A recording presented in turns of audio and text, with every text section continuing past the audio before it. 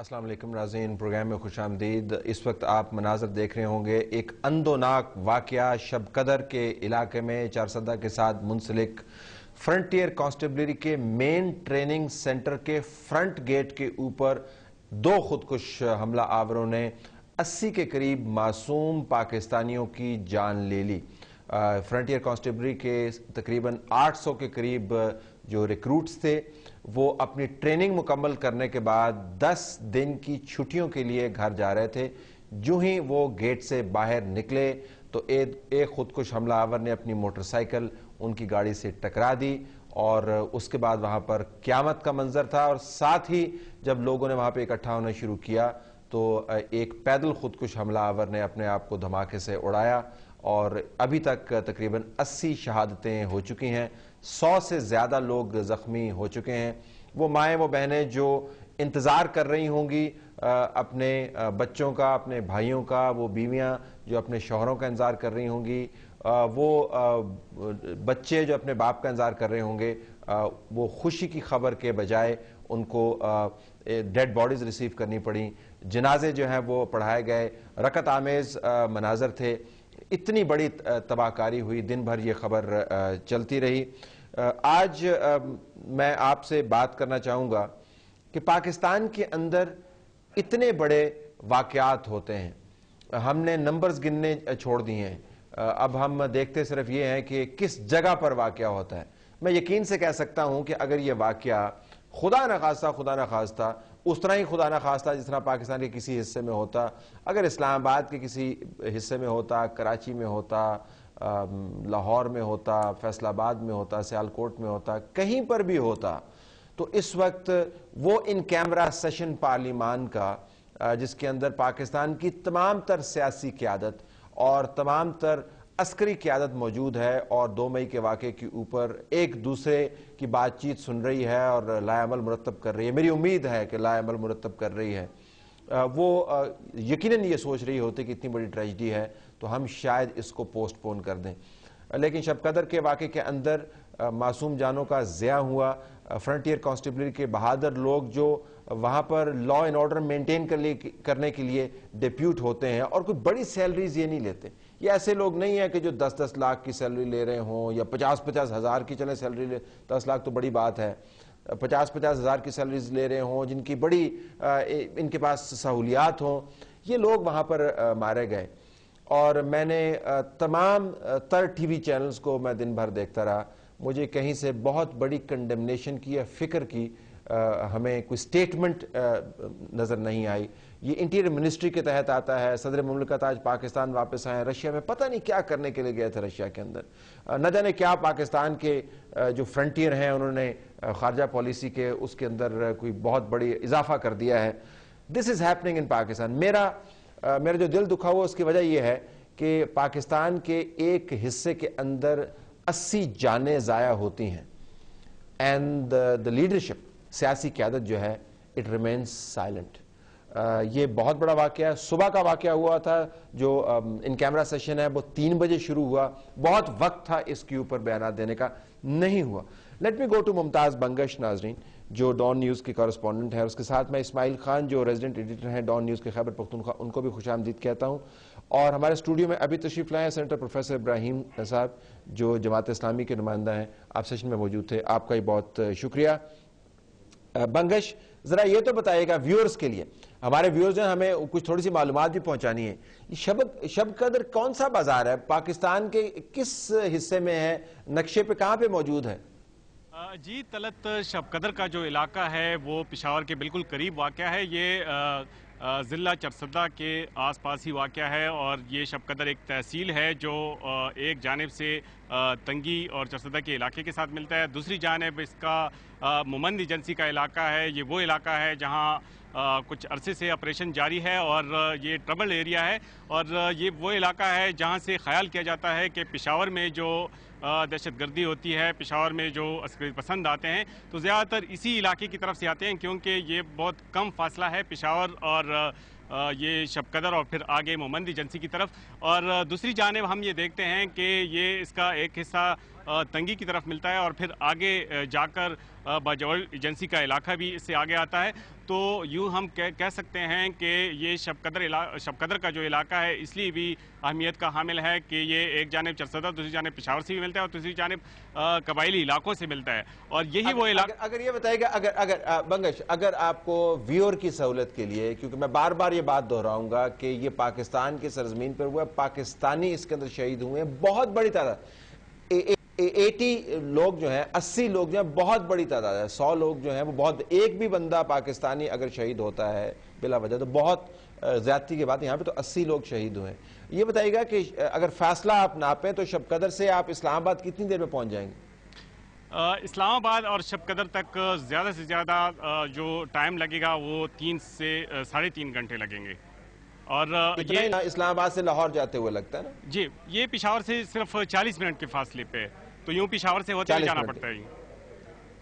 अच्छा, ये बताइएगा कि ये मोमंद एजेंसी के अंदर क्या ऑपरेशन हो रहा है? कुछ लोगों को पता है, व्यूअर्स को पता है क्या ऑपरेशन हो रहा है मोमंद एजेंसी? जी, तलत मोमंद एजेंसी में तो उस वक्त से ये ऑपरेशन जारी है जब पहली दफ़ा जो हाजी साहब के मज़ार पे ये अस्करी पसंद वहाँ पे आ गए थे, तो उस वक्त से ऑपरेशन का तकरीबन ही आगाज़ हो चुका था और ये ऑपरेशन उस वक्त से जारी है और अब तक जारी है। काफ़ी लोग जो हैं, इवन लोग डिस्प्लेस भी हो गए हैं और वो अब तक, कुछ लोग ऐसे भी हैं जो अब तक कैंपों में मौजूद हैं और अब तक वो वापस नहीं जा सके। कितना अरसा हुआ? 2 साल हुए, 3 साल हुए? कब से किस्सा चल रहा है? तकरीबन 3 साल से ये अरसा चल रहा है और वो लोग जो डिस्प्लेस हो गए वो अभी तक इन कैंपों में मौजूद हैं और अभी तक कुछ दावे भी किए गए कि वहाँ पे कुछ इलाके जो हैं वो क्लियर किए गए हैं और कुछ लोगों को वापस भी किया गया। लेकिन गाहे बगाहे इस किस्म के वाक़यात होते हैं। शबकदर से कुछ ही फासले पे चंद महीने पहले इस किस्म के वाक़यात हुए हैं। कभी पेट्रोल पंपों पे इस किस्म के वाक़यात होते हैं, तो कभी चरसदा में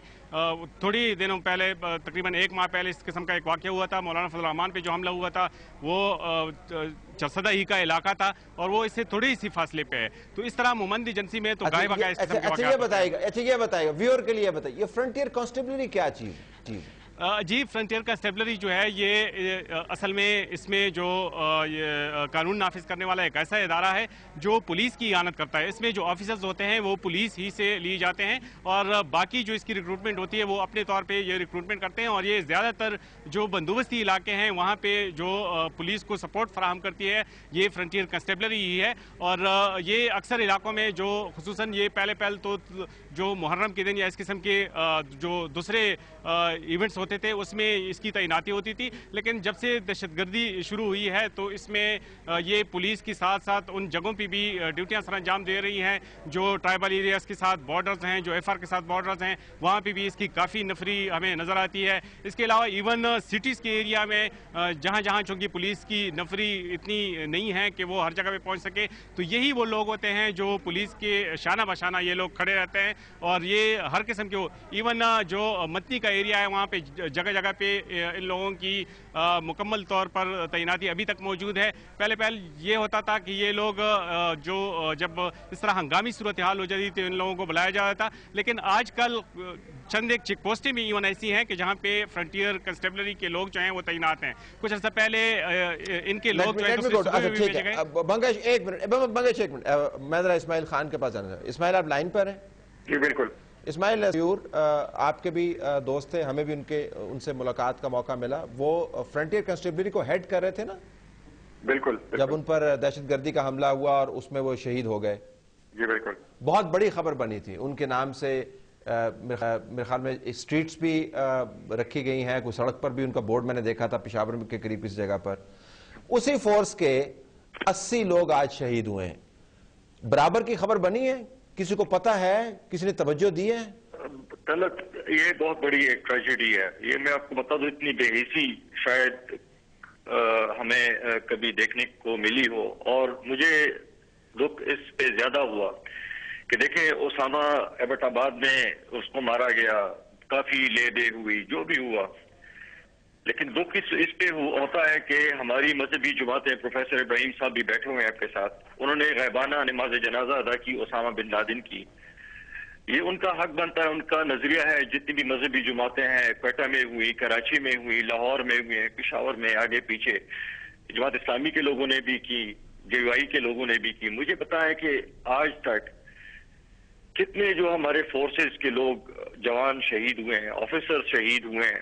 مجھے بتائیں کہ سیاسی جماعتوں کو چھوڑ دیں آپ کہ وہ زبانی کلامی جو بھی کہتے ہیں عوامی نیشنل پارٹی کے لوگ ہوں یا پیپلز پارٹی کے لوگ ہوں، میں صرف گلہ یہ ہے کہ مذہبی جماعتوں نے اسامہ بن لادن کی تو غائبانہ نماز جنازہ ادا کر دی، وہ شہید بھی ہو گئے، لیکن ہمارے جو جوان شہید ہوئے ہیں، آفیسر شہید ہوئے ہیں، ان کو تو یہ شہید ماننے کے لیے بھی تیار نہیں.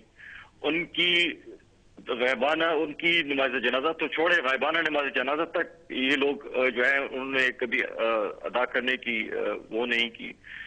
تو ایک قسم کی ایک بے حسی ہے. جب آپ کہتے ہیں کہ جی ہمارے جب لوگ شہید ہوتے ہیں، ہلاک ہوتے ہیں، تو اس کے لیے تو ان کے پاس جواز یہ ہوتا ہے کہ جی حکومت کی غلط پالیسیاں ہیں، ہم امریکہ کے ساتھ پالیسیز کو ریویو کریں. تو اسامہ صاحب 5 سال سے آ کے ادھر رہ رہے ہیں، وہ سارا کچھ ہو گیا. ان کو لانے والے جو تھے اس وقت کیا جو پالیسی تھی وہ کس کی تھی؟ مجھے صرف دکھ یہ ہے طلب کے یہ جو بیٹھے ہوئے ہیں اور جو پالیسی سٹیٹمنٹ دیتے ہیں ان کو کبھی اس چیز کی کبھی ادراک نہیں ہوا کہ ہم کس اس میں آپ نے جس طرح بات کی کہ 87 لوگ آج ہلاک ہو گئے ہیں، شہید ہو گئے ہیں، ان کے گھر والوں پہ کیا ہوگا، کیا گزرا ہوگا. انہوں نے گھر والوں کو اطلاع کی تھی. مجھے یاد آج وہ ایک جو زخمی ہوئے انہوں نے کہا کہ جی ہماری زندگی میں تو صرف 2 موقع آتے ہیں خوشیوں کے، ایک شادی کا اور دوسرا جب ہماری ٹریننگ ختم ہو اور اپنے بسترے اٹھا کے ہم چھٹیوں پہ گھر جاتے ہیں، یہ ہمارے لیے خوشی کا موقع ہوتا ہے. آج وہ جو ہے بستر پہ پڑا ہوا ہے. It's a national tragedy. Let me take a break here. Professor بات کریں گے.